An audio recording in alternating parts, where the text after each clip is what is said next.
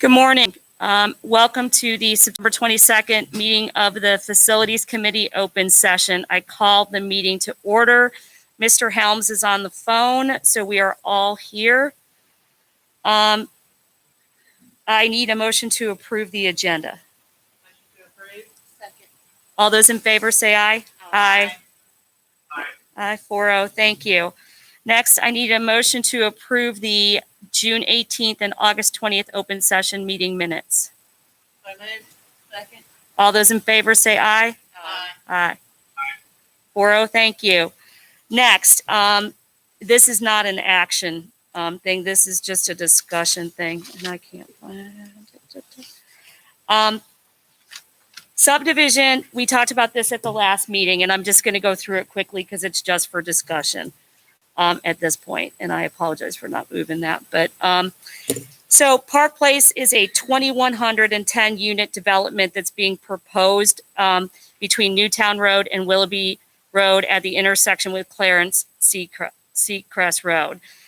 It currently, it's going to planning at the county. It hasn't even gone to planning yet. This is something that we found out from when Mr. Ogram does the impact statements. Most of the information on here is from the impact statement. Right now, the subdivision as proposed straddles two clusters. 400 of the 2110 units would be in Western Union Parkwood, and the other 1710 would be Rocky River, Sun Valley. To start with the Rocky River, Sun Valley, you'll note that the northern portion would be Rocky River, which is currently at 81% capacity, Sun Valley Middle at 91% capacity, and Sun Valley High School, which is currently at 95% rated capacity. It's expected to drop once the bond work is done at the school. So by Mr. Ogram's accounting, the additional 1710 would bring the number of planned and not yet built housing in Rocky River Elementary to 2,118, and in the Sun Valley cluster to 5,062, which I think is on the low side because they're talking about a bunch of more things behind Sun Valley Commons. Western Union is currently at 60% capacity, Parkwood Middle at 82%, and Parkwood High at 76%. The 400 units would bring Western Union to 1,235 units and Parkwood to 3,222 residential units. You'll also see that the proposed subdivision, this is mileage, 2 miles from Rocky River, 4.4 miles from Walter Bickett, 2.9 miles from Wesley Chapel, and 7 miles from Western Union. Also 7.1 miles from Monroe High School, 7.0 miles from Parkwood High School, and 7.7 from Sun Valley High School. Monroe Middle School and Monroe High School are currently at 87% and 69% of capacity, respectively. I think that this is a subdivision. My own opinion is that we are going to have to move it out of Sun Valley, given what's coming into Sun Valley. So we could go with Parkwood and Western Union, or we could go Monroe and Rocky River or Walter Bickett Elementary School. So this is just for a discussion. Monroe typically has a pretty flat enrollment. It doesn't go up and down or down like some of the other clusters. They have some new subdivisions coming into Monroe.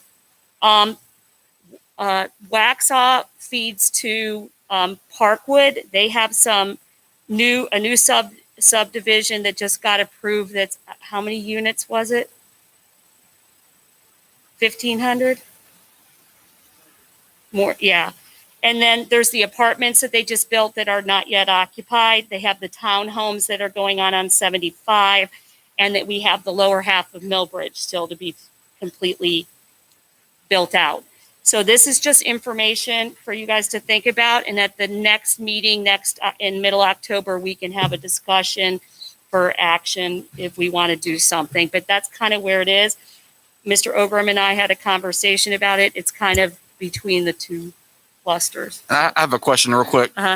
Don, just because I pass by it every time I come into work, I believe it's on 75 coming from Waxhaw in. at Walter Bickett, is there also a new subdivision coming in that would impact that school as well? Yes. And is that just an extension of the current subdivision that's there, or is that a brand new one? It's new. And do we know how many students might, or what that impact may be? And I guess, Mr. Ogram, on this sheet, we should add Monroe to it and how many proposed units have been approved for Monroe cluster as well. That might be helpful.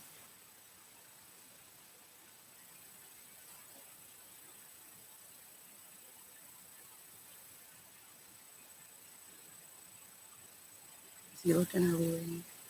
Okay, we can get it at the next meeting to see where we are in the Monroe cluster.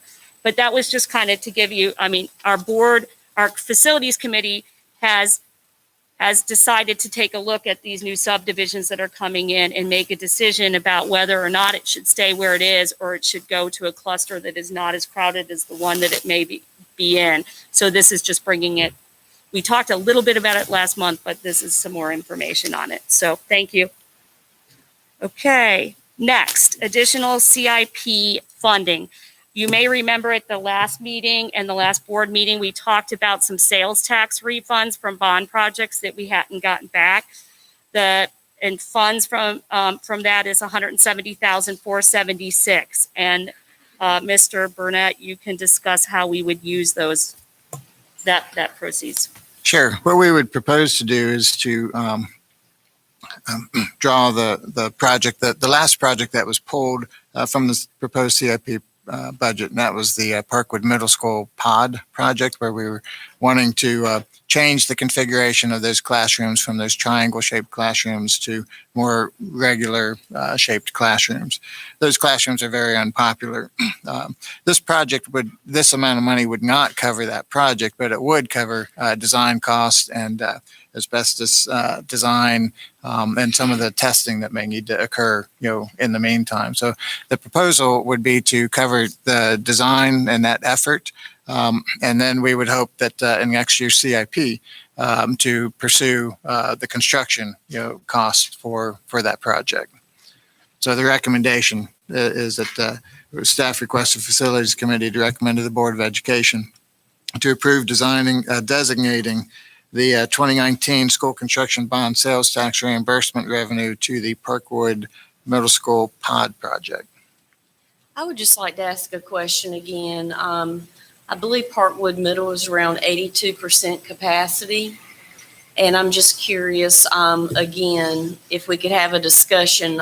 Piedmont Middle also has those pods and they're at 99% capacity. Mm-hmm. Why would we spend this kind of money on Parkwood at 82% capacity where they clearly have the room, and Piedmont Middle is continuing around 100%, 99% capacity and not take care of their pods?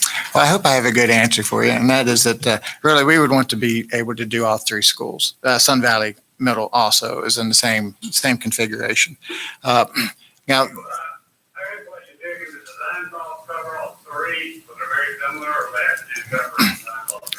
it would be separate design, for each, but it would be very similar. What we do hope is that when we do the first project, we may try to do all three at the same time. We'd have to look at the CIP. But if we did one, we could get all the lessons learned and then come back and do the other two. But as far as why Parkwood over Piedmont, when we reconfigure these classrooms, we do actually lose a classroom in each pod. So there are 8 classrooms in each pod, and we would lose one.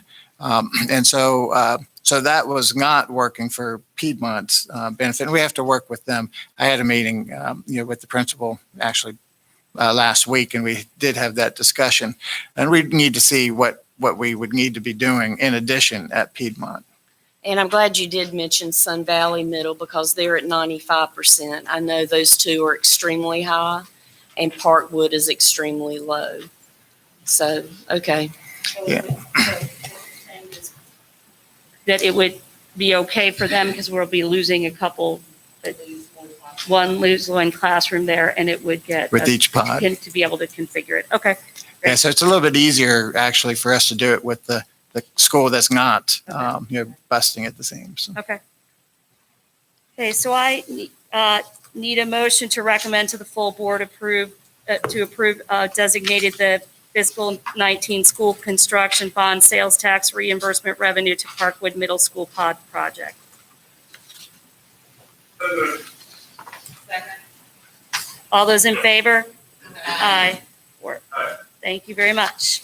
Next is vehicle purchase. This is something that's coming back to us that was before. That's right.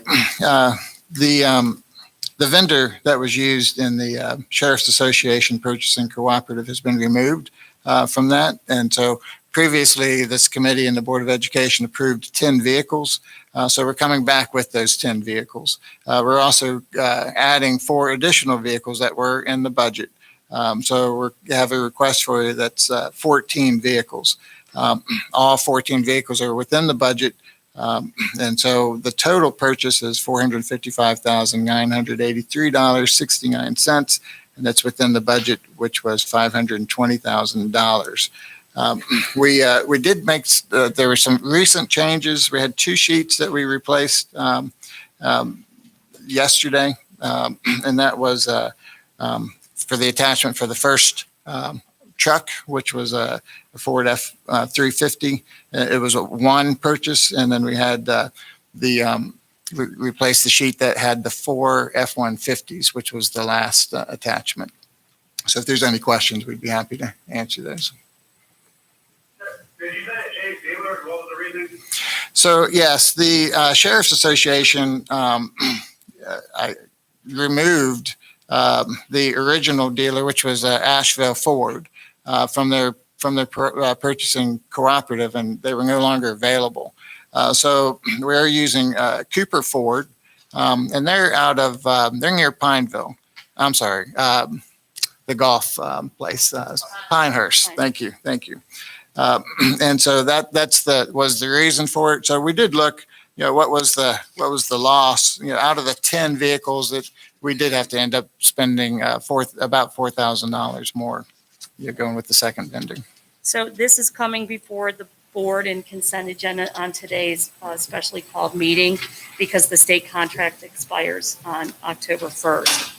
So I need a motion to recommend to the full board to approve contracting with Cooper Ford for the purchase of 14 fleet vehicles in the total amount of $456,752.69. Second. All those in favor? Aye. Great, 4-0. That is all the action items on the agenda. Next, for informational purposes, is the warehouse lease. Mr. Burnett. Again, information, and it's also an opportunity to discuss options. But did the leaseor is proposing a rate increase. And so they're proposing it to increase from $8,250 to $8,600. And they would want this to be effective September 1st, 2021. We certainly do expect to go back to them and have some discussion. We do have time, but wanted to bring this to your attention, Joe, in case there were any options or anything that you all wanted to. So those to rate discuss. increases, is that per year, per month? What That would be per year. per year? I'm sorry, No, that's per month. per month. Okay, that's what I Yes. thought. So if we were to do the 2-year extension, we would take it out until August 2023. Yes. Okay. And we still need to have conversations about the warehouse and the old transportation facility and things like that. So when this comes back, we have to be prepared to have that conversation as well. Okay. Does anyone else have any questions? Okay. Thank you. Construction update. Sun Valley High School. Sun Valley, front and center. It's going to be ready? I have to ask. I have to do it. First thing I'll say, general contractor is anticipating getting the TCO, and that would be Thursday. The TCO would be allowing occupancy for really for all the, for the G and H, which is the dining, the kitchen, the administration, the guidance, the CTE, buildings. So that really the major inspections, have been done. They will have, two other walkthroughs that I do know of. One's health and one's it really is going to be looking at the site and ADA access and make sure that, all that is, within the required tolerances. And Yay. as far as the site work, the concrete walks between G and H and the gymnasium, those have been installed, and that they are. It appears as though on the other side of the building, which is the front door side, I think all the sidewalks are in, and that certainly everything that we would need for inspections for this phase, and sidewalks underway along Wesley Chapel Road. They won't finish that, and that won't be a requirement, but that is underway. They will have to be, relocating the office trailer and things like that. So there'll be a phase where they'll just have that blocked out And and the they'll come fencing back. that's going along. that'll be Fencing done. is going along, Wesley Chapel Road, and And the old part of the building, the old cafeteria and the old administrative suite, those are currently going under construction, right? Yes. So when will those be ready? End of the year or end of the 20? yeah. So that's the performing arts area, Okay. and yeah, so we are repurposing that, and the contractor expects that will be in November. And And the stadium, I have to ask. so, yeah, what a couple of things with the stadium specifically, though. There's a little bit of concrete work that's in front of the ticket kiosk that's going to be pulled up, and then a drain is going to be put in on each side, and so that work hasn't happened yet. And they've been focusing on everything that they need for Getting the G and school H, and so that's really the Have we tennis fixed courts. Have we fixed the issue with the drainage? The drainage, on the- so- On the field? I was out there Saturday, Okay, and I just sent a bunch of pictures today that I took out there last Thursday after the rain event. And so if you'll remember the horrible pictures from the flooding that had taken Yes. place at the stadium, it was not nearly that bad this last time. Yesterday, they were scheduled to have a company come out and put a camera in all of the drainage systems. I can tell you from being out there Saturday and physically walking around the track that the drainage concern up near the field house was because the slot drain, which is around the track, is full of debris. Literally, I took a screwdriver and put it in there and dug out dirt. So all the rest of the track drained pretty well, and that's why that area is not draining. But we'll get them to look at that this week. And then just to bring it up, I asked about this Friday as well. We were promised the tennis courts on the 16th. We don't have them yet. And the subcontractor is just not performing. They're out there, they're doing the work, and the base coat has been put down on the tennis courts, and they've got the pole stanchions out there ready to go in. Hopefully we'll get some progress on that this week, and then they'll morph on into the track. But we're really close on that one. okay. Yeah, and as far as the tennis courts, what really remains on that is, they do need to put the finish surface down, and that's going to be the colored surface. And, I was told Friday afternoon from the subcontractor installing the site lighting that it has been installed. I've not been by there at night, so I haven't seen it. I don't know if you all have had a chance to get by there or not, but I'm anxious to see how it looks. Thank you. Any other questions on Sun Valley? Next is transportation. How's that coming along? Did we get our water and sewer? so we definitely got the water, and sewer. We're thinking that we have the sewer. We are trying to dot the I and cross the T and make sure that it is accepted by the utility. And I don't have that yet, but I think we're at that stage where we're trying to see if it's finalized and approved. So the waiting period is now over. And what remains out there is some paving at Gold Mine Road. And hopefully that will happen this week, at the end of this week. They got a lot of concrete done. Just saying.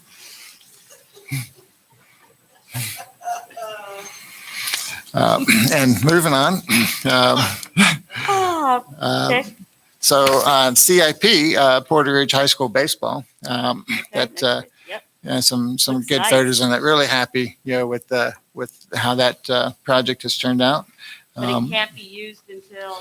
I saw that. That's right. We're Until trying to keep February. everybody off until February, and that usually is the chore, and that's why I've been putting it in here each and every time, just so that it's well publicized that we do want to keep people off for as long as possible so that we can get this established.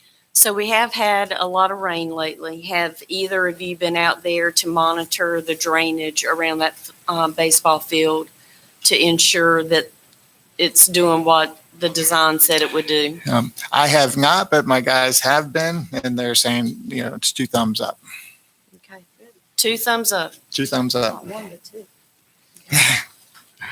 And as far as other projects, Does anyone have any questions on any of the other projects? Nope. Good.